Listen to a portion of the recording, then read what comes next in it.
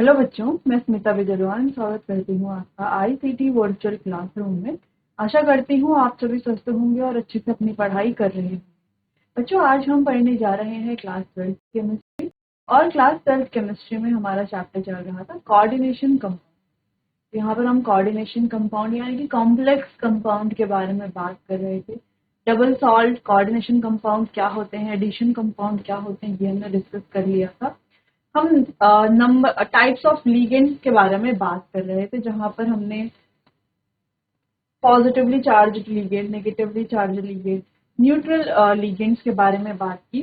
फिर हम पढ़ रहे थे ligands on the basis of their density. तो हमारे पास डेंसिटी के आधार पर अलग अलग तरह के लिगेंड होते हैं, मोनोडेंटेट, बाइडेंटेट, पॉलीडेंटेट, ठीक है, अलग अलग लिगेंड होते हैं। तो हम यहाँ पर मोनोडेंटेट, बाइडेंटेट, इसके अलावा पॉलीडेंटेट लिगेंड्स, ये सारे लिगेंड्स हम डिस्कस कर चुके हैं।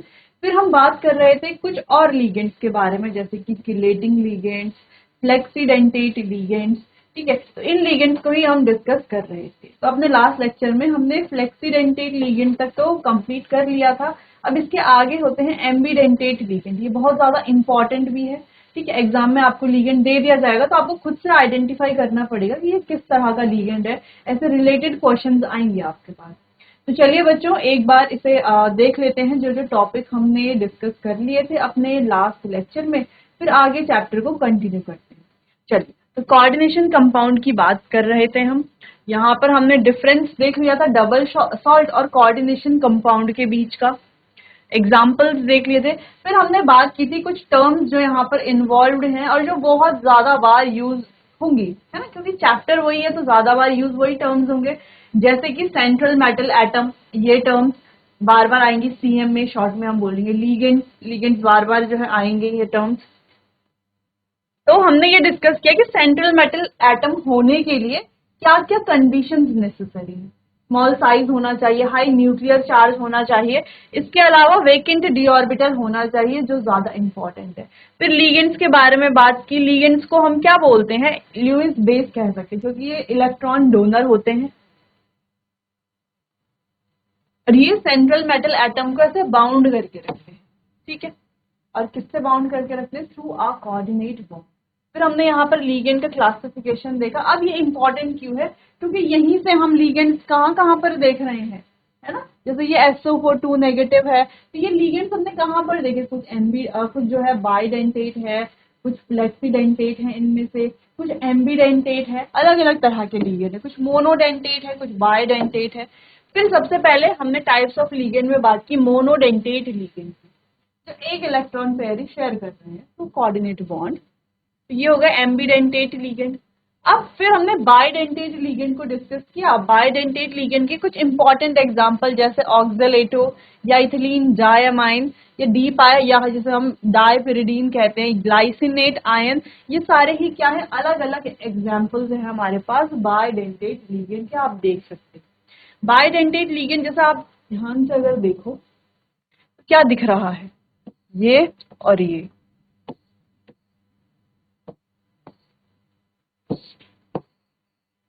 तो क्या है, जो सेंट्रल मेटल एटम है उस पर क्या है, दो इलेक्ट्रॉन पेयर एक लिगेंड डोनेट कर रहा है। तो क्या कहेंगे इसे, बाइडेंटेट, यानी कि एक के पास, एक लिगेंड के पास क्या है, दो डोनर साइट है। तो क्या कोई लिगेंड ऐसे भी होंगे जिनके पास दो से ज्यादा डोनर साइट होंगी, हाँ बिल्कुल होंगे, ठीक है। जैसे अगर हम यहाँ पर देखें, यहाँ पर अगर हम बात करते हैं तो देखो ये लिगेंड हमारे पास है डाइथिलीन ट्राइअमाइन।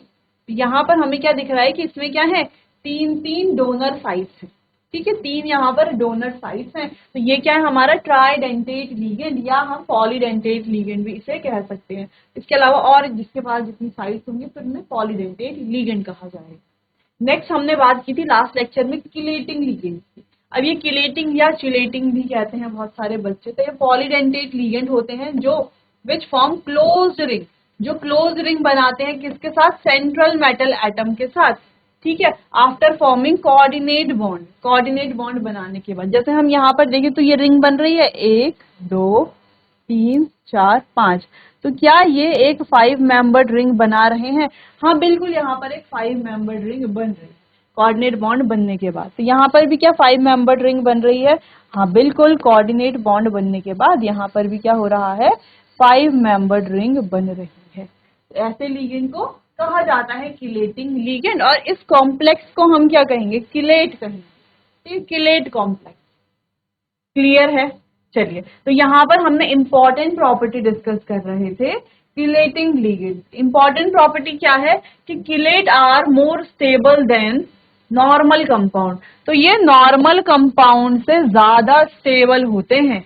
क्यों होते हैं? Due to angle strain. क्योंकि अगर हम यहाँ पर देखें, अच्छा एंगल स्ट्रेन की वजह से तो स्टेबिलिटी की बात हो रही है, तो नॉर्मल कंपाउंड से ज्यादा स्टेबल होते हैं। ठीक है, स्टेबल क्यों होते हैं? क्योंकि अगर हम यहाँ पर देखें, जब किलेट बन रहा है, इसी वजह से ये क्या होंगे? ज्यादा स्टेबल होंगे। लेकिन अगर इनमें भी स्टेबिलिटी का ऑर्डर लगाया जाए तो हम देख रहे हैं ये 6 मेंबर्ड रिंग ज्यादा स्टेबल होगी 5 मेंबर्ड से, 5 मेंबर्ड ज्यादा स्टेबल होगी 4 मेंबर्ड से, और 4 मेंबर्ड ज्यादा स्टेबल है 3 मेंबर्ड से। ऐसा क्यों? ऐसा इसीलिए क्योंकि यहाँ पर है एंगल ज्यादा, आगे की तरफ को क्या हो रहा है? एंगल बढ़ रहा है। एंगल बढ़ रहा है तो एंगल स्ट्रेन कम हो रहा है, जिससे कि स्टेबिलिटी बढ़ रही है। आगे की तरफ स्टेबल होंगे क्योंकि एंगल क्या है? बढ़ रहा है। एंगल के बढ़ने से स्टेबिलिटी भी बढ़ेगी, एंगल के कम होने से स्टेबिलिटी भी कम होगी, क्योंकि एंगल स्ट्रेन बढ़ेगा। जो कि हमने यहाँ पर देखा कि यहाँ पर क्या है? यहाँ पर क्या है? एंगल कम है, जिस वजह से यहाँ पर एंगल स्ट्रेन ज्यादा है और स्टेबिलिटी कम है।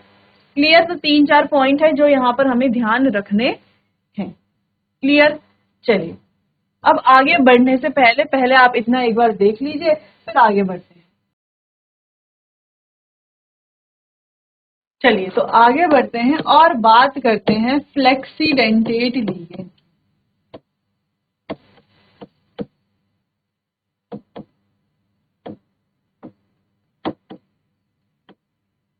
फ्लेक्सीडेंटेट लिगेंड। अब ये जो फ्लेक्सीडेंटेट लिगेंड है, एक तरह के पॉलीडेंटेट लिगेंड ही होते हैं।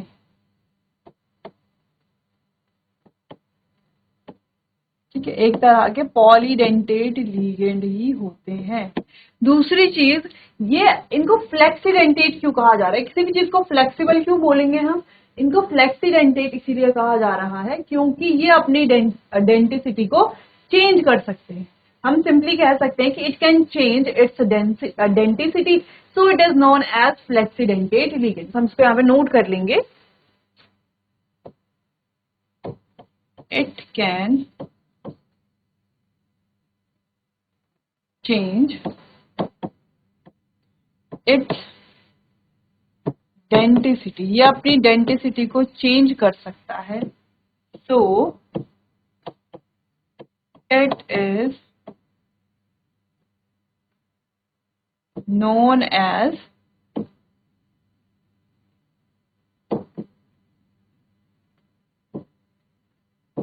फ्लेक्सीडेंटेट लिगेंड। ठीक है, ये अपनी डेंटिसिटी को चेंज कर सकता है, इसीलिए हम क्या कहते हैं? इसको फ्लेक्सीडेंटेट लिगेंड कहते हैं। अब कैसे चेंज करता है, एग्जाम्पल देख लेते हैं, है ना। जैसे हमारे पास एक एग्जाम्पल है, यहाँ पे दे देते हैं एग्जाम्पल को। जैसे हमारे पास एक एग्जाम्पल है SO4 2 नेगेटिव। ठीक है, अब ये एग्जाम्पल हमने देखा है। अब ये जो SO4 2 नेगेटिव है, ये मोनोडेंटेट की तरह भी एक्ट करता है,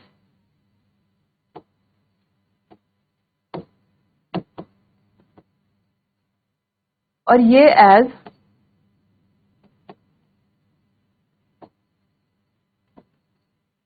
बाइडेंटेट लिगेंड भी एक्ट करता है। कैसे? अगर हम इसका स्ट्रक्चर देखें, ये हमारे पास है S,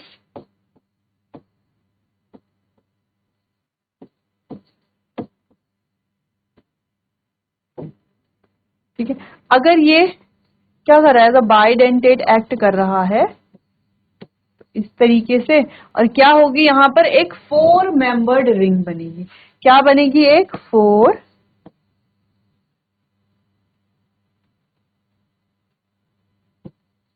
मेंबर्ड रिंग बनी। क्लियर है? चलिए, तो ये तो बात हो गई। इसके अलावा और भी एग्जाम्पल है क्या? हाँ, तो जैसे हमारे पास NO2 है ना, NO2। देखो एक और एग्जाम्पल देखते हैं।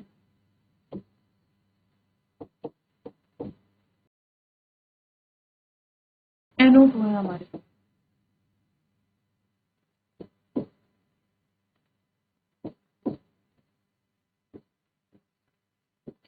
तो ये भी क्या कर सकता है?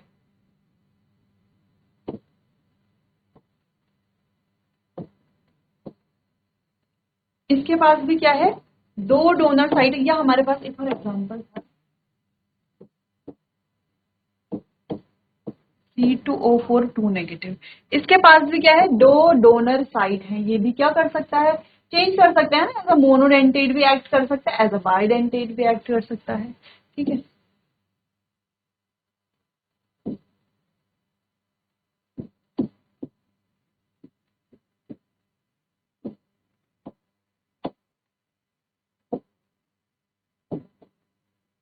एज अ मोनोडेंटेट भी ये एक्ट कर सकता है और एज अ बाइडेंटेट भी ये एक्ट कर सकता है। आगे हम एक क्वेश्चन करने वाले हैं जिसमें हम अलग अलग लीगेंड्स को देखेंगे और हमें बताना है कौन सा फ्लेक्सीडेंटेट लीगेंड है, कौन सा फ्लेक्सीडेंटेट लीगेंड नहीं है। तो सिंपल सी बात यह है, फ्लेक्सीडेंटेट लीगेंड है कौन से? जो क्या कर सकते हैं? अपनी डेंटिसिटी को चेंज कर सकते हैं अपने मर्जी के हिसाब से, जैसे उनका मन है वैसे अपने डेंटिसिटी को चेंज कर सकते हैं। क्लियर है? चलिए, नोट कीजिए इतना। चलिए, तो जैसे हम यहाँ पर एक बात कर रहे थे NO2 की, तो जैसे NO2 अगर हम देखें, NO2 में हमें क्या दिख रहा है? ये है N, single bond O negative. तो यहाँ पर भी क्या दिख रही है? दो डोनर साइड दिख रही है। मान लो ये हमारा मेटल है और यहाँ पर क्या हो रहा है? दोनों डोनर साइड क्या कर रही है? ऐसा बाइडेंटेट एक्ट करता है। तो क्या दिख रहा है? यहाँ पर बन रही है एक 3 मेंबर्ड रिंग। तो ये 3 मेंबर्ड रिंग जो है हमें पता है ज्यादा स्टेबल नहीं होती, इसीलिए यहाँ पर ये बनेगा नहीं। ठीक है, तो है नहीं ये, है इसके पास दो साइड तो हैं लेकिन यूज एक ही करेगा। क्लियर है? चल, तो ये इनफ एग्जाम्पल हैं जितने हमने यहाँ पर कर लिए हैं। कुछ एक क्वेश्चन करते हैं, वहां पर भी एग्जाम्पल हमें दिख जाएंगे। चलिए, तो क्वेश्चन ये है, which of the following is flexidentate ligand? निम्न में से कौन से फ्लेक्सीडेंटेट लीगेंड है? अगर हम SO3 माइनस की बात करते हैं तो हाँ बिल्कुल ये फ्लेक्सीडेंटेट है। C2O4 2 की 2 माइनस की बात करते हैं तो ये तो हमने पीछे भी पढ़ लिया है कि ये है। अगर हम CH3C डबल O की बात करते हैं तो यहाँ पर देखो ये भी क्या है? फ्लेक्सीडेंटेट है। अगर हम HCN नेगेटिव की बात करते हैं तो देखो है तो इसमें दो डोनर साइड, लेकिन एक बार में ये एक ही यूज करेगा, तो है तो polydentate but act as monodentate. है कैसा? पॉलीडेंटेट, लेकिन कैसे एक्ट करेगा? एज अ मोनोडेंटेट एक्ट करेगा। ठीक है, तो एक से ज्यादा होना चाहिए और दोनों को यूज भी करना चाहिए, तभी तो होगा फ्लेक्सीडेंटेट। जैसे हमने यहाँ पर एग्जांपल देखा SO4 2 नेगेटिव, तो दो है ना इसके पास, यूज कर रहा है दोनों डोनर साइड को। क्लियर है?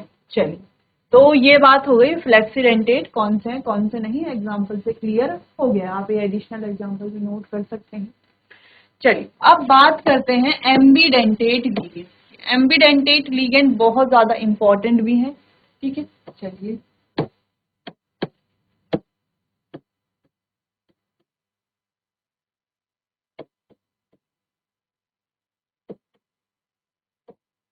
Ambidentate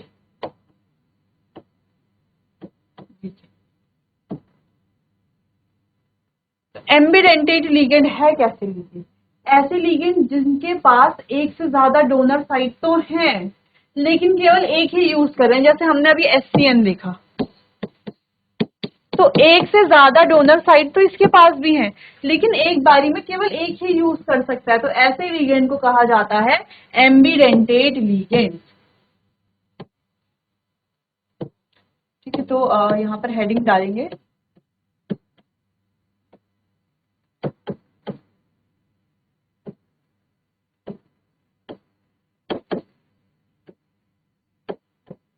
ambidentate ligand.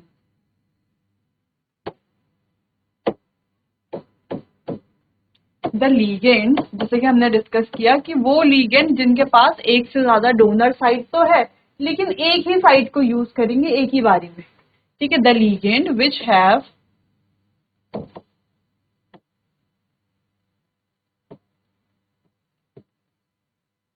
more than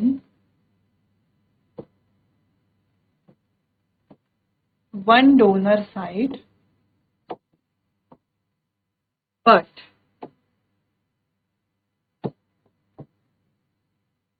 can use only one at a time। Eight a time ये केवल एक ही यूज करते हैं, एक ही डोनर साइट यूज करते हैं, इसीलिए इन्हें कहा जाता है ambidentate ligand. The ligand which have more than one donor site but can use only one at a time are known as ambidentate ligands। Ambidentate ligand क्या कहा जाता है? एम्बिडेंटेट लिगेंड कहा जाता है। अब हम एग्जाम्पल की बात करते हैं, है ना, एग्जाम्पल की बात करते हैं। तो एग्जाम्पल में अगर हम देखें तो हमारे पास अलग अलग तरह के एग्जाम्पल्स हैं, कई सारे एग्जाम्पल हैं।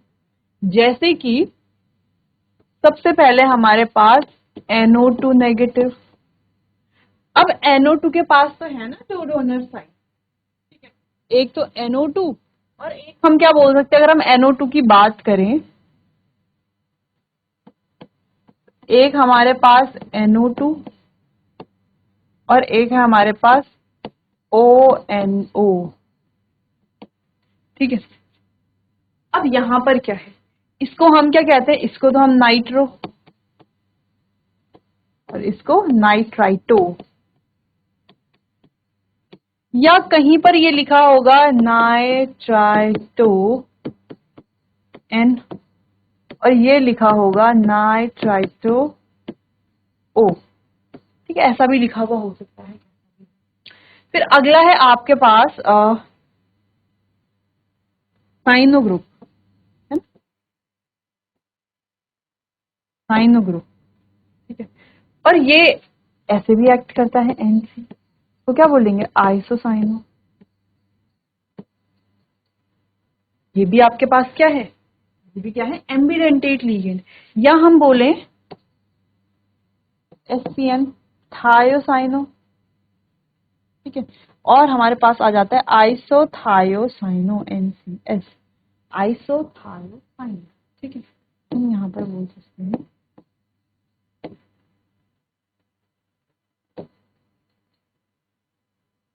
ठीक है, ये आप नोट कर लेना।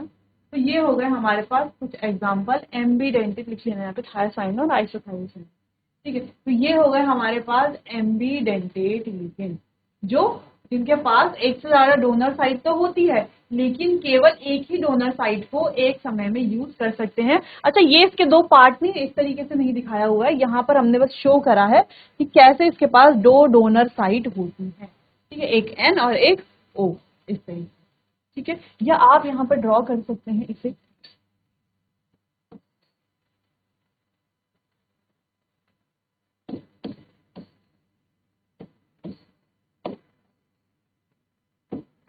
इस तरीके, ठीक है। चलिए, तो है इसके पास दो डोनर साइट, बिल्कुल है, दो डोनर साइट। चलिए, तो क्लियर है, यहाँ पर एग्जांपल्स भी होते हैं एम्बिडेंटेट लिगेंड्स के। अब आप इतना नोट कर लीजिए, फिर आगे बढ़ते हैं, नोट कीजिए इतना।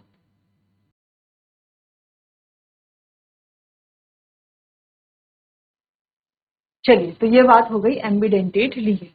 बात करते हैं ऑक्सीडेशन नंबर की। ये ऑक्सीडेशन नंबर क्या होता है, अब सबसे इंपॉर्टेंट पार्ट स्टार्ट हो गया है चैप्टर का, ऑक्सीडेशन नंबर, ठीक है। तो ऑक्सीडेशन नंबर कहेंगे किसे, डिफाइन बाद में कर लेंगे, ठीक है, डेफिनेशन बाद में हम लिखेंगे, पहले समझते हैं कि ये होते क्या है। मान लो ये हमारे पास कोई कॉम्प्लेक्स कंपाउंड है,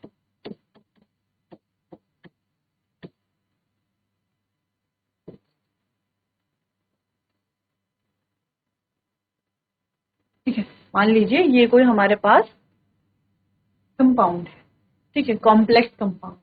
अब इसका ऑक्सीडेशन नंबर निकालना है। लीगेंड्स हमने कंप्लीट कर लिए हैं। अब हमें हर तरह के लीगेंड्स के एग्जाम्पल के बारे में पता है। जैसे CN के बारे में हमने बात की, तो यहाँ पे देखो CN है, तो CN क्या है हमारा लीगेंड, हम देख करके ही पहचान सकते हैं, ठीक है। बाकी पहचानना है कि सेंट्रल मेटल एटम है कौन सा।